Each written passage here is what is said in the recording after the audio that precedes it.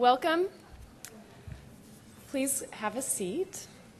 I hope you all enjoyed this morning's keynote. We're going to kick off this session, which actually our lead presenter is Chris Brogan, president of the Human Business Network and established author, and I'm sure you all read his blog, chrisbrogan.com.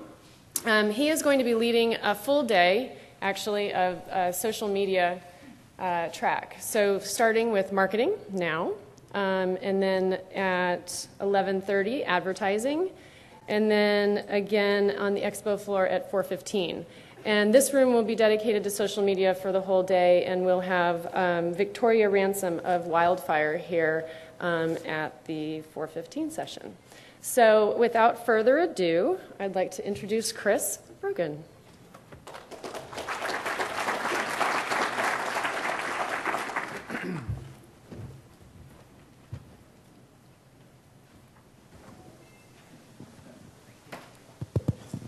Hey, everybody. It's kind of terrifying to have an entire room dedicated to social media.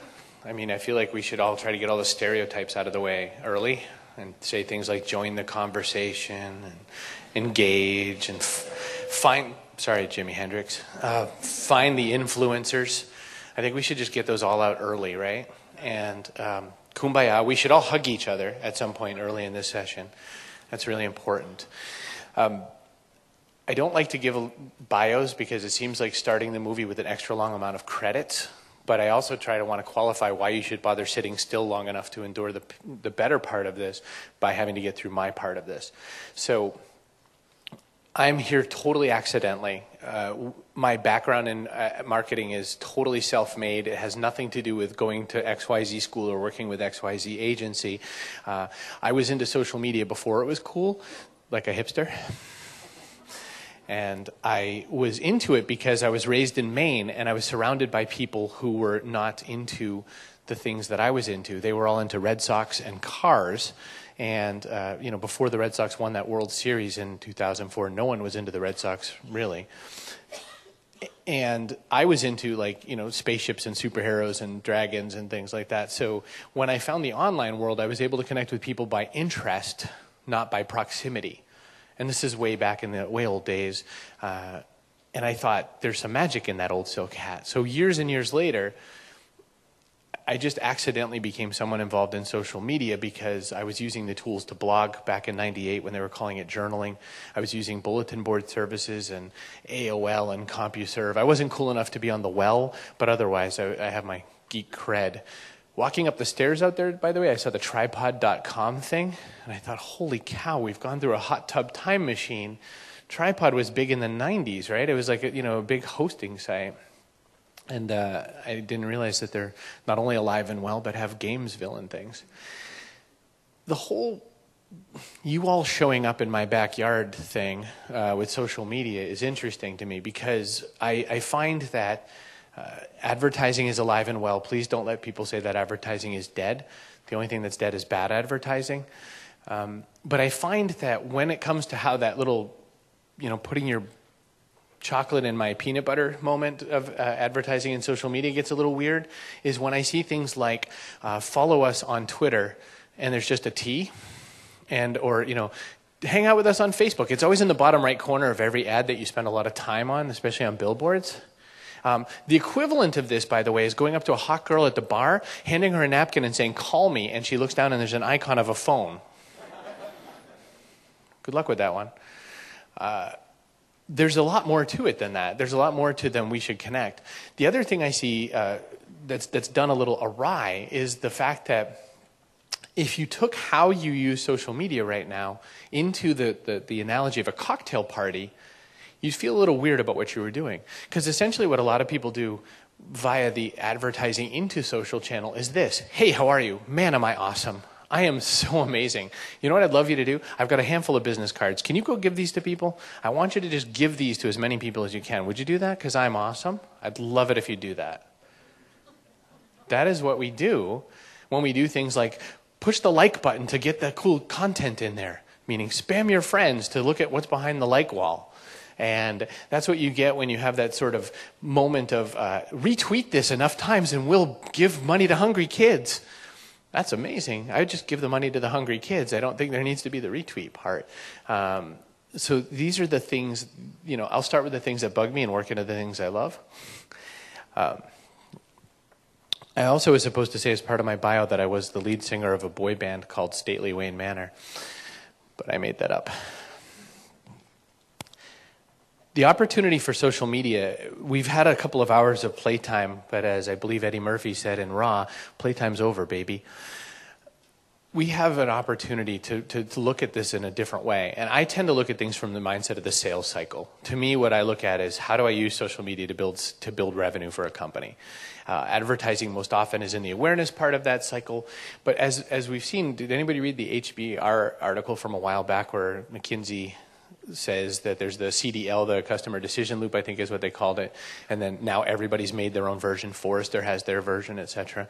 I don't know what I'm going to call mine yet, but I'm going to call it the circular thing. And what it means is basically, sales funnel used to be like this. It was like a fly in a fly paper or something. Oh, look, there's advertising. Oh, I'm stuck in the fly paper. Oh, I'm, dispensed with. And that's what sales was, is get them in the funnel, qualify them, kill them, take their money and leave. But that's not how we buy anymore. The way we, according to the experts, we buy is we ask our friends, we do a lot of research, we come very much more equipped to when we're going to buy, and we ask a lot more people than we ask documentation. The reason Google got into Google Plus as a social network is that they realized that people were asking their friends things that they used to ask Google. That's one of the main reasons behind this. What bag should I buy for travel used to be a search on Google, and now it's a question on Google Plus or on Twitter or wherever you spend your time. So the trick is, how do we do something to cultivate visibility in that space, which is what advertising does best?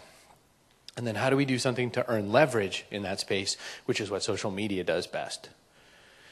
If I were to give you the roadmap in my mind, the idea is, how do you do something more with that visibility to save your space at the table when you don't have to wow and amaze somebody?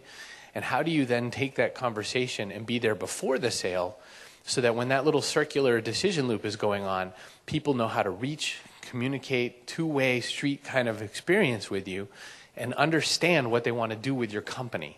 Are we all pretty good so far? I'm always nervous that I'm either talking like you learned this years ago and you're just looking politely at me, or that you're like, that's kind of profound, only he's using small words. But I'll work my way through that. I am also actually here, by the way. This is not a YouTube video, so feel free we can interact throughout the day. And I bathed, so I smell at least reasonably well. With cultivating visibility, what I'm talking about is how do you get into these social channels and be where the people are in a meaningful way? How do you do it in a way that's not just interruption? We understand that advertising is interruption, and there's these two streets that happened way back in the day, and one of them was the David Ogilvy, the customer's not a moron, she's your wife. And then there was we're going to be bothering them, we might as well be interesting. And as you'll see today, we have examples of all this. And I tend to believe that the social media part of the story should be the David Ogilvy part, the part where we try to earnestly have conversation and we earnestly try to do something to help convert. A quick side note of where my company fits into this, and it's not a pitch, I promise, is that we think that there's two parts of the sales cycle that I'm good at. And one of them is customer conversion, which is that part after you've done qualification and all that, and where you actually get them to do something. And then the other is community nurturing. And the community nurturing one is the one I wanted to bring up because the earn leverage part that I mentioned, so there's cultivate visibility, there's earn leverage. I want referrals. To me, the gold standard of getting more out of your advertising, getting more out of your marketing is referrals. I want more people to be talking about me than I'm talking about me. It's really one thing, like I said in that cocktail party analogy. If I walk up and I say, hey, I'm awesome, you wouldn't believe how awesome I am. Let me give you my business cards. You can hand them out to my friends. That's, creepy and not good. However, when other people come up and say, you've got to meet Chris, he's a nice guy, he's really smart, he knows what he's doing, blah, blah, blah. Hey, Chris, give this guy your card. We should talk later. That's what you're aiming for, right? That's referrals. The gold standard book on referrals, by the way, is a book called The Referral Engine by John Jantz. iPad users, just buy it now. I love Kindle. Sorry, Barnes and Noble. Referral engine talks a lot about the sort of how-to on that, so I'll just skip that whole part of a speech. But the idea is, how do you get customers to do something with your brand after you've handed it over, after you've put out the advertisement, you've got them talking about it? How do you get them to be loyal? The word loyalty is really fascinating to me in the marketing world. What the word loyalty seems to have translated to in the marketing world is, please send me many more emails than you would send the person who hasn't opted in for a message. Please beat me until I push the buy now button. And then when I hit the buy now button, I'm going to hit you with 8 more offers. I want to beat you, loyal person. It's fascinating, isn't it? It's amazing how we treat customers. If you left the room with nothing more than, boy, that guy was weird, rethink loyalty. Rethink what the word means to your company, because what it kind of should mean is, this person's bought 5 things with us. We should treat them so nice. We should give them extra things. We should make them a special phone number they can call that they can totally eliminate the phone tree. There should be just a lot of really cool things you could do with loyalty that has nothing to do. By the way, should you think that loyalty and customer retention and these kinds of things are not the province of advertising? I think you're wrong. I think that there's a couple things that you need to realize. You are all in sales. You are all in the sales department. And you are all in the customer service department. Now, one of these things is easy to make you believe. The other one, you scoff. It's different for different people in the room. But you are all in sales, meaning that if you're not driving revenue, then you're no longer the agency of record at that business. If you're not doing customer service, then why bother doing the advertising? It costs much more money to advertise than it does to retain. If you could do both for a company, there's where the money is. It's not a billable hours kind of a conversation. It's a what should be done to make revenue for a company kind of conversation. The other thing I just want to talk to you about social media is measure what matters most. Look for meaningful metrics. 1 million views of a YouTube video does not feed my child. Making the register ring feeds my child. So it's great to have viral video. It's great to have something move. But if you can't show the revenue for it, it doesn't matter. You have to measure what matters most. And 10,000 likes on Facebook changes nothing. Suddenly the doors do, and all of a sudden the gold manna falls from the sky. I've looked, nothing like that happens. I went to the bank to see if I could stop paying my mortgage based on my clout score. And it turns out no. I tried, though. I was seeing if that was a perk. By the way, in a world where I am 2 points away in clout than Shaquille O'Neal, the basketball player, I think the system is a little awry. Because if that's a measure of influence and there's me and Shaq here, I'll tell you who's going to have the bigger line. I'll tell you who's going to get the better seat at the table. And I tell you who's going to have the interesting conversation with CEOs of companies later, and it isn't Chris Brogan. Totally unrelated to anything. If you try to put Chris Brogan into Bing, it keeps trying to put up Chris Brown, the singer. I look just like him. The rest of the day is going to be an interesting mix of things, because it's a bunch of brands and also agencies doing the work of how do you attack this social space. What's kind of interesting to me about it is that it's a really tough thing to be a bigger company thinking, how do we get down onto the level of talking with kids? The thing with social media is it doesn't scale. It's the least scalable of all media. It's a very hands-on thing. It's a one-to-one thing. I can't cut and paste compliments to my girlfriend and make sure that that's going to work. You know what I mean? You look stunning and ravishing today. It just isn't a way to do it. So there's a lot more hand-holding that's required in these social media spaces. So how do brands use it? How do brands find the right leverage points to have real live two-way conversations and not get swamped in the minutia of talking to one customer at a time? I mean, if we had an individual conversation, all of us, starting with you, and we'll work our way down, it would be like to the end of the day and we'd have gotten nowhere. How do we do that in social media? Because the opposite is, how do I seem like I'm addressing all of you but not really speaking to you? So that's the challenge. And I think it's probably the hardest thing out of it. When I said measure what matters most, the only last thing I want to think about is that you tend to want to measure either conversions or revenue no matter what. And I understand that you have other measurements that are like the magic tricks of advertising agencies and whatever. If that's how you get paid, have a ball. But if I'm the company side of things, I want to see revenue and I want to see conversion. And conversion could be, I'm willingly signing up to your email list, please don't kill me. Or I'm willingly signing up into some other kind of cycle that keeps me closer to the vest of the organization that's doing the business. This could be join my Facebook group. It could be something on one of these social networks like Google+. But most often I do mean like an email list, because the other thing to remember is investing in one social platform is the wrong goal. Investing in your buyer is the goal. So you want to be where they are, and the current key to the realm on every single social platform is still the email address. So owning and working a good email list, having a great email database of people that you don't piss off is the gold standard. You live or die by your database. Jeff Pulver told me that. It was the second thing he told me when he hired me in 2007, and it's the thing that's made me the most money. If you treat your database as if they're real people and you treat them like they're people who matter to you, then you will continuously make revenue off of them. I understand that that's not always the way with consumer brands, but this is the model I work from. So we're going to have some conversations. I'm going to bring up the first set of speakers, and I'm just going to refer to my notes.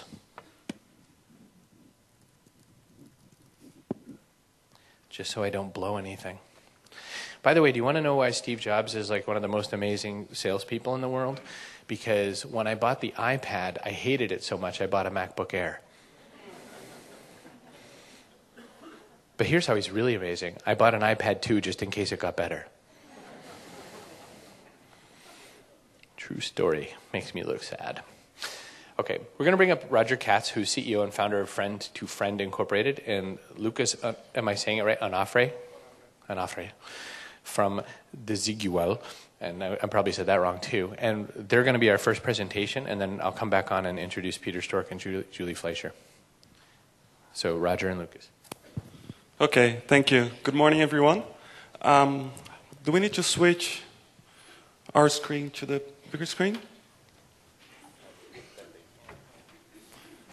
Okay, so good morning. I'm Lucas Onofre from Desigual, the digital marketing manager. We're here to tell you a little bit about the brands and some cool stuff that we've done in social media. So Desigual is a fashion apparel brand founded in 1984 in Spain. And throughout the 27 years we've been in business, we've grown from a national wholesale distributor to a multi-channel business with over 8,000 points of sales all over the world. We have 10 stores in the US, and we're opening our online shop in about 2 weeks. Desigual is a very particular brand because we really like to touch people with emotion. So our vision as a brand is to inspire people and create positive emotions through our garments for everyone, and as well as share happiness and our love for life and our unconventional spirits with our customers. And we like to think that we dress people, not bodies. Desigual is a brand also known for its products. I mean, this is the very basic foundation of the brand, because at Desigual, we really like to create clothes and accessories with a heart. It's very important to touch people with emotions through our clothing. Also, Desigual is very known for as an unconventional brand. This is we like to everything we do as in marketing. We like to always push the boundaries with our events and our campaigns. So this is a good example. This is one of the events from the KISS Tour, which were held last year in 3 European cities. We gathered about, I think, in total, more than 10,000 people in different locations around Europe, and we had them kiss each other. Freely.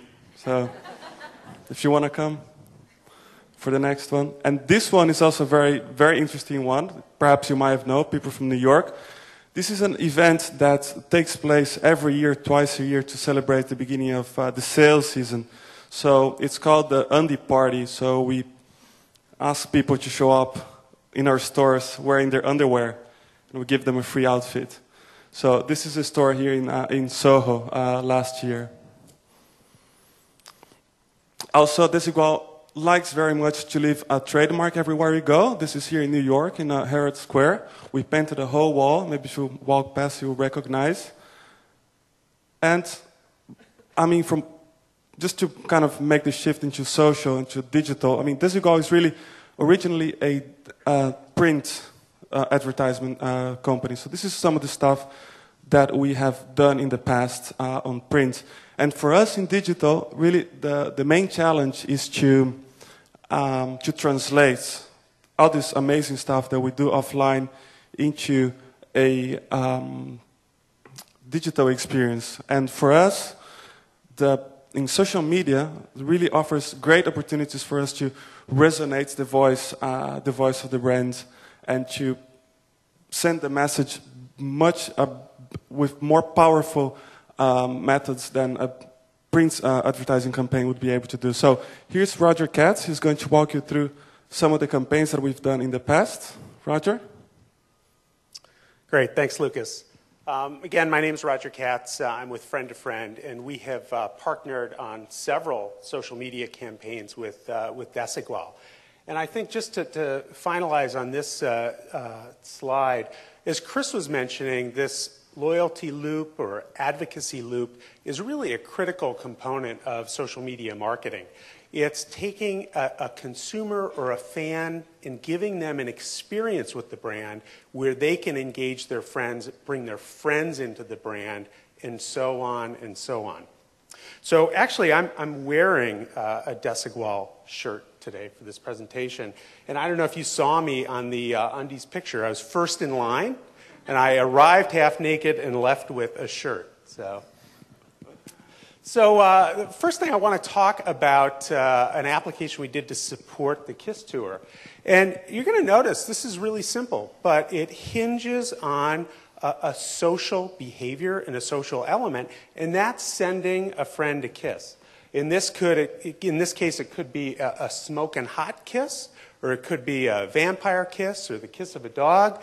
But the fan selects a kiss, selects the sound of a kiss, adds a personal message to their friend, sends that kiss, picks their friends, and what they're doing here is reminding the friend of the KISS Tour in the store, giving them a special invitation, an RSVP, and providing a gift at the store if the user should go for the KISS Tour.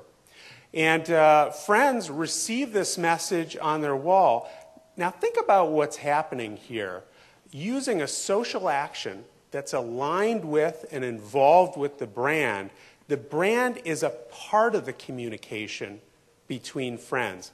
It's not a friend sending along an ad to their friend for Desigual. It's a social action that has interaction between friends and results in promoting an in-store event, which again provides value for fans of the brand. So now to the Undie Party, one of my personal favorites for obvious reasons. This is setting up a social interaction around who do you want to see half naked? And setting up again, now this wouldn't probably work for Chase, but it works for Desigual because it's really aligned with their advertising, their brand, and unconventional marketing. And a user's picking a friend, again, reminded of an in-store event. Now, Desigual doesn't expect 10,000 people to show up on the street in their underwear, but they would like a couple of hundred. And man, does that create a lot of buzz and interest in the brand when it happens on Broadway. Again, posted in the wall, the brand is right there in the conversation between friends with some provoking content, but a personal message. And then finally, another application tying to an in-store event, happy hour, Paris Rivoli location. And in this case, the user is picking another virtual gift item, a balloon, and the balloon is going to count down to the store opening. And when the store opening arrives, there's going to be a surprise for users on Facebook with this balloon. The balloon pops and reveals a gift. But also in the store, a parallel event is happening. Balloons are provided to users. Users pop the balloon and realize what their gift is in store. So you see a lot of parallel experiences of what happens online and what happens offline. In this case, could be a 30% off coupon for clothing in the store, or being one of several people to win a free outfit. So with that, I'd like to turn it back over to Lucas to tell you a little bit more about what these type of promotions mean for the brand. Okay, so really, some of the campaigns that we've seen, we've done other campaigns as well. They're highly viral campaigns, so they've allowed us to grow our fan base from, I think, 24,000 to over almost 400,000 fans today. And this fan base is really, really important for the business because we're referring people to our shops, we're sending traffic to their online shop, we're getting lots of referrals from them. People are advocating our brand, they're recommending our product, we're getting new customers. So it's very strategic for the business. And I just want to jump in on that point. And Desigual is looking at this not as a counter of how many fans do I have today, but they're realizing that this is arguably the first real online branded community, and it's an opportunity to provide experiences to their fans and have a conversation with their fans. Correct. And I mean, that's so connecting with our customers as the brands, being close to them, and also it's a big fan base to make Facebook tailored promotions for our online store. So it's working really well for us. So basically, the key takeaways for you, I think, is to be successful in a social media campaign, you really got to make sure you're authentic, relevant, and transparent as a brand. Second, when you planning a campaign, a 360 campaign, as we planned, like the Undie Party one, which has print, advertising, PR, and social, it's very important to integrate seamlessly the social media campaign across the whole marketing mix. You know, one of the things we're trying to point out in this presentation today is looking for opportunities to provide experiences for your fans, whether they're online, whether they're in store, because people share experiences. And social media marketing is about taking your existing fans and consumers and giving them an opportunity to project your brand out to their friends. The other key element here is you notice all of these examples were tied between the online experience with the brand and the presence of the brand with the offline experience, and then giving people in the physical locations experiences that they'd want to then share online. So it's a nice virtuous loop, and you can tell it's totally aligned with where the brand's at and what their consumers expect. Finally, a good social media campaign is really one that works. I mean, it could be, simplicity is really the key, and it could be as simple as sending a kiss to everyone. Or showing up half naked to a store and getting a free shirt. So, okay. Thank you. Thank you very much.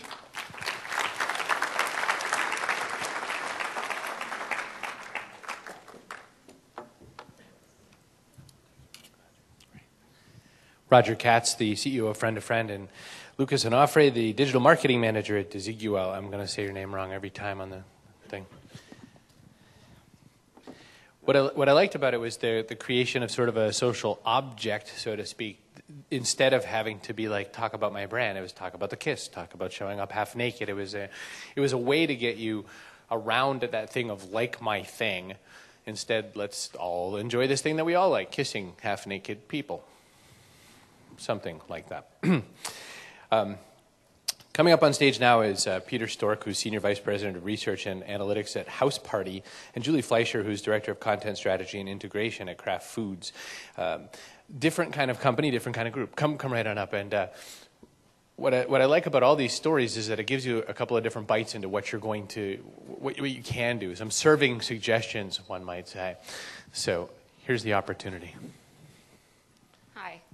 So, marketing cream cheese. We don't usually get to do things as salacious as having people show up at the grocery store half naked or creating kissing events. That would be interesting, but that's not really the way we roll. I'm here on behalf of House Party, and hopefully our slides are going to come up any minute. And it is in the truest social media context because I'm a fan. I'm a client, but I'm also a fan. We have a deep partnership with House Party, and we work with them to do some really important and amazing things for our brands, which is tying together that offline and online experience that Roger and Lucas just talked about. You know, it's really important to get all of the social media spread, advocacy, that leverage that we talk about in the digital world. But in reality, we consume our products in the physical world, right? So Philly cream cheese, we need people to actually try the product and then talk about it to really drive those sales in store to get that ROI going. So chicken fatigue is where we start the story. Philadelphia launched a product just under a year ago called Philadelphia Cooking Cream. And if you haven't tried it yet, I urge you to go out and get it. It is a magical product that takes all of the best of Philadelphia cream cheese, but changes the form of it. So it's really much more like a sauce. Think of it like the consistency of maybe a sour cream or like a mascarpone. And what's really amazing with it is all of the things that you can do. But we started by talking about chicken. So we all in this room on average eat about 60 pounds of chicken a year, which means we're cooking it something like 160 times a year. How many of you cook for your families most nights of the week? Chicken show up on your menu kind of often? Really bored with it? Chicken is boring. And most people have very few recipes in their mental cookbook for ways to cook chicken. So they find they're just cooking the same thing over and over again. And Philadelphia Cooking Cream came in and said, you know what, we can solve this problem of chicken fatigue because we can give you some new things to do with your chicken. So if you'll go to the next slide, please. Yes. Philadelphia Cooking Cream was one of the largest launches ever for Kraft Foods. It was a $40 million budget. We had a mix of traditional and non-traditional approaches that we used. Philadelphia has done a great job over the past number of years developing our Real Women of Philly community. These are women who are really passionate about Philadelphia cream cheese, so we had a built-in community base that we could use. But we really needed to launch this at scale. It was a really critical launch for the company. And we needed to get big fast, right? So we needed to get a lot of pull at retail very, very quickly. And we had a kind of difficult story to communicate because this isn't a product that people knew before. It was a new to the United States category. It was a new cooking behavior. So we had to teach them not only what this was, but how to use it. And we had to reduce the risk of it because, believe it or not, your weeknight dinner is kind of a high-risk proposition for most people and most of our consumers. You don't want to have to make dinner twice. You don't want to have to make something again because your family won't enjoy it or won't eat it. So the risk posture toward a new product that solves your dinner dilemma is pretty high. We had to generate very quick product trial. We wanted massive reach and scale behind this. And I think Chris said earlier that social doesn't scale. I would disagree in this context. I think social does scale, and we found a way to scale it through our partnership with House Party. We need to increase brand awareness, and we needed to increase purchase intent. And so we partnered with our friends at House Party to create physical, real-life experiences. We had 10,000 house parties with about 16 women per party around the world on the same day, around the United States on the same day. We partnered with HSN to Skype back and forth to amplify our reach even further. We had 160,000 trials in one day, and we gave these women the tools that they could spread the word, and they did. So I'm going to turn it over to Peter, and we have a little video to show you. Video comes in a moment. But you won't see it yet. Just wait. Hi, everybody. Thanks, Julie. So our part in the marketing mix, what is House Party? We're a social media company that combines word of mouth, digital word of mouth, and experiential marketing. We generate consumer conversations and recommendations online and off through our community of social influencers, our digital platform, and our in-home events. What does that mean? That means that we have a big community of about 1 million social influencers. We harness them, the right ones among them for the particular campaign, to host parties in their homes and invite their friends, and then to drive conversations and recommendations throughout the land, online and off. That's what we do, and that's what we did here. I'm going to switch over now to the video and pray that it comes up, which I'm confident it will. In March 2011, Kraft introduced Philadelphia cooking cream to help consumers solve the dinnertime dilemma of chicken fatigue by transforming everyday chicken recipes into chef-inspired fare. With the goals of driving trial and increasing brand awareness and purchase intent, Kraft turned to House Party to round out their integrated launch plan, one of the largest campaigns in Kraft history. Over 10,000 Philadelphia cooking cream house parties would take place, each in the home of a carefully selected consumer, each representing the product's target demographic, women 25 to 54 who are heavy buyers of cream cheese and innovators in the kitchen. Once confirmed, each host received a party pack that included 4 gratuity coupons for Philadelphia cooking cream, a Green Pan Signature stainless steel skillet, and coupons, recipe booklets, and cooking utensils to share with their guests. As part of House Party's proprietary framework to drive reach, engagement, and conversations, a custom microsite was created. In the days leading up to the event, hosts and guests shared their excitement, using the party site to send invitations, receive party updates, post to the party blog, participate in polls, and download party favors. On Party Day, over 138,000 hosts and guests gathered in homes across the country to sample all 4 varieties of Philadelphia cooking cream, watching and participating as their hosts prepared dishes with a featured product. 4 select hosts appeared with celebrity chef Todd English on the Home Shopping Network, cooking live from their parties via Skype. All right, let's get this party started, as we say, right? Consumers at 10,000 parties learned firsthand how to fight chicken fatigue by creating meals and memories with Philadelphia cooking cream. The results, measured by third-party research firm ChatThreads and incorporating coupon redemption, party site traffic, social media mentions, post-party surveys, and a national control panel, were astounding. The campaign drove over 1 million product trials. Brand familiarity rose by 39 points, while purchase intent increased by 60 points. From the original 138,000 partiers, conversations and recommendations, online and off, spread to create over 23 million brand impressions. Perhaps most impressively, the House Party campaign generated over 175% ROI. For every $1 the brand spent, it got back $1.75 in net profit. Now that's a great way to launch a new product and solve a dinner-time dilemma. Thanks for watching that. Back to these guys here.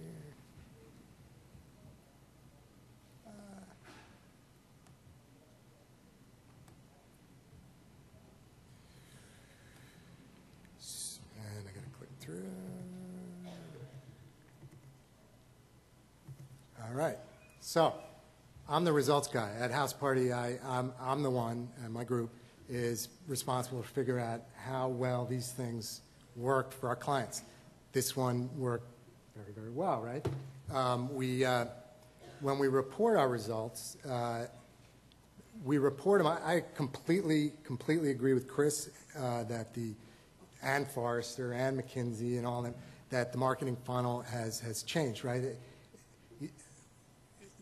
It's still, you still got to get awareness, and you still got to change hearts and minds, and you still got to get people to buy. But now you have all these nodes messing up in the middle of the thing, marketing out of your control, people talking for you, either for you or against you or whatever, and we try to harness that. When we report our results, we report them in sort of the format of a traditional marketing funnel. We'll let the brand know how broad was the reach, how deep was the engagement, you know, what was everybody doing, how many photos, how many videos, how many blog posts, et cetera. Then what were the brand lifts, right? Everything else is a means to this end. What were the brand lifts, and what were the sales and ROI? And here are some of the highlights pegged to what Kraft was looking for. 1 million trials, which exceeded their hopes, 23 million impressions, big jump in awareness, but an especially big jump in purchase intent. Those pinned to what their goals were originally. Some other results, we report to them whatever they got. 41,000 applicants. What that means is 41,000 people competed to host these parties. 41,000 people in our community filled out a pretty darn long application to win the chance to host the party in their home and invite their friends and get the nice free food and gifts from Kraft. We chose the 10,100, I believe, who fit the profile best. 972,000 hours of engagement. What does that mean? That's a big number. How do you put that into context? I said we report reach and then engagement. We do is we add up all the time that all those hosts and all those guests and all the what we call conversation partners, all the people out there, offline and online, we add up all the time that they spent on this program engaging with the brand, and we convert it to time, and that came out to 972,000 hours in this case, which is pretty inconceivable. We also happen to divide that by 30-second segments so that we can give the client their CPM 30s, their effective CPM for what they spent every thousands of 30 seconds with consumers, so that they can kind of compare the value with TV commercials. And I'll just say, because I can't reveal it, it was very, very good. It was half what they would pay in TV, and the engagement is no comparison with TV. The favorability and the advocacy intent, the intent to recommend, those lifts were enormous. Some of the themes, what were all these people saying at the parties and before and after the parties, especially after the parties, what were they saying about the brand, the product? These were some of the themes. We track all that. We track it by survey and, of course, by digital monitoring. Quick and easy, delicious, great texture, all the things the key things that Kraft was trying to get across. Consumers were actually passing along those messages. But the most important metric, as Chris pointed out, and I agree, is that we really did drive sales. I have one last slide to show you. There's a lot in there. See me after if you want more explanation. But basically what we did was we set up control markets, meaning this was a national program, right? Blanket the country with not just with house parties, but with all kinds, big TV and other media and marketing. But in a couple of markets, happened to be Dallas and Minneapolis, we kept house parties out of there, no house parties there, so that afterwards what we could do is we could look at Nielsen sales volume data, scanner data, right, off the cash registers in the stores in cities, and compare those control market sales with the matching markets that did have house parties. And we saw a real lift. We saw a 7% sales lift, which, as the video said, translates to a 175% ROI for the brand. So I think they were happy, right? Very. Oh, I had one more. Sorry. Unless you wanted to do this one. This one, nope. This is one last metric we report. We think it's kind of interesting, so we pulled it out by itself. These are a bunch of quotes. You don't have to read the quotes now. All these slides will be available. But what we do is, one last thing that we report is media receptivity. We kind of made up that phrase. I don't know if it works for anybody. But we ask consumers, we test how likely they are to pay attention to other advertising and marketing, having been exposed to this campaign, meaning having been either an attendee at a house party or just hearing about the product or brand digitally or at the water cooler. And we consistently find that we have a very high increase in noticing the other marketing and media. So with a brand like Kraft, that matters a lot when you're spending tons and tons and tons in other media to know that one of the elements in the mix is making everything else more noticeable and memorable. So back to Julie. This is basically our dynamic. House Party and Peter create reams of analysis and numbers and pick apart absolutely every little metric that they have. And then I say, you know what, I only need like 4 things. So here's the 4 things that, hopefully in all of that information you took away, because they're the ones that matter to me. 1 million trials. I think it was 23 million impressions. 41,000 hand raisers. So these were 41,000 people who said, I want to try your product. I want to be involved with your product. And even though they didn't all get to have parties, we get to keep talking to all 41,000 of them. So imagine if you had 41,000 people who said, I really, really, really am invested in this product. Please talk to me about it. If you come out with some new flavors, talk to me about it again. If you've got some coupons, talk to me about it again. I really care about this. That's the database that is, incredibly valuable as we think about marketing and then remarketing and keeping this alive, not just launch and leave. And then finally, the ROI, which was one of the best ROIs for all of the different elements that we did in the Philadelphia Cooking Cream campaign. So I think the key takeaways from this are very similar to Roger and Lucas's key takeaways as well. But I think the critical thing that we have to think about when we're using social media, particularly in a launch situation, particularly in an analog experience that we're then talking about in a digital world, is same kinds of things. How do we provide consumers the tools to talk about our products and these experiences should they want to? How do we be loyal to them? Chris talked about being loyal.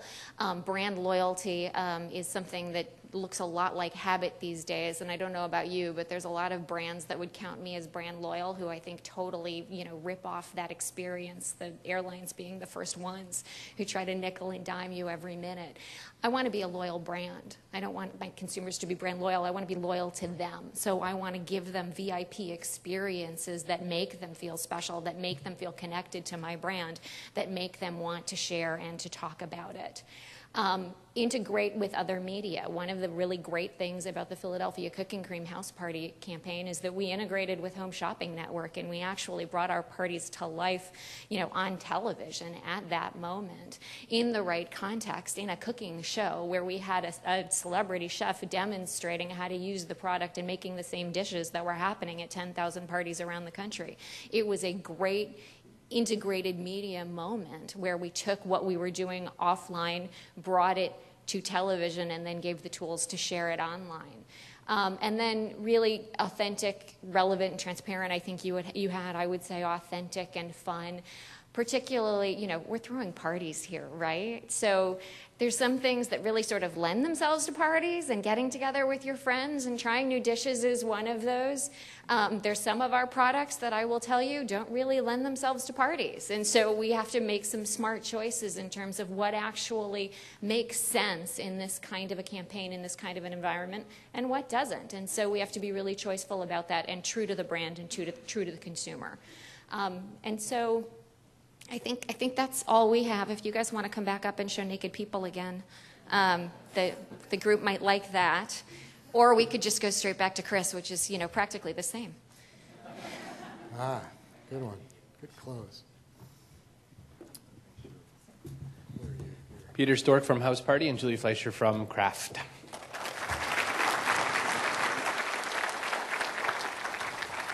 I'm a big fan of remix culture, Lawrence Lessig and the like, so what I think we should do is put cream cheese on half-naked people and then kiss them. Yeah, bring that back. If we can have that house party, I'm signing up, Peter. I'll be one of the 41,000 people with my hand in the air. It's interesting, in both situations, the whole thing of the offline to the online and back again. I would say that advertising has had quite a long amount of time to work with the one part of that equation, the offline, and sometimes how to drive them online. But as you've seen, there's this blend thing going on where you have to do both, and it has to go both ways. It has to be, some offline experience has to happen. It has to go back online, and then sometimes it has to drive offline again. In Julie and Peter's case, what they're saying is, here's this offline product. We're going to bring it to a bunch of houses. We're going to do a lot of things to make an online experience around it that still has an offline component to it, but ultimately want to drive people to the grocery stores and beg for Philadelphia cream something. Cooking cream. I'm a great brand advocate, aren't I? I haven't gone to the house party yet. And the same with Desigual. It's really hard to drive people into a retail experience, and there's a lot of gimmicky ways to do it. There's some people on Times Square that take photos. There's all that, and there's lots of ways to try to do something where, you try to make it a community. So it's not just people liking the clothes, but it's the people who like these clothes also are fun and want to show up half-naked places. And that's the goal. So this wraps this particular part, and we have, I even gave you an extra 5 minutes to pee. And then by all means come back, because there's a whole lot more social media stuff going on, and I get to be your MC for the day. So I'm Chris Brogan. Get the hell out of here. Come back later.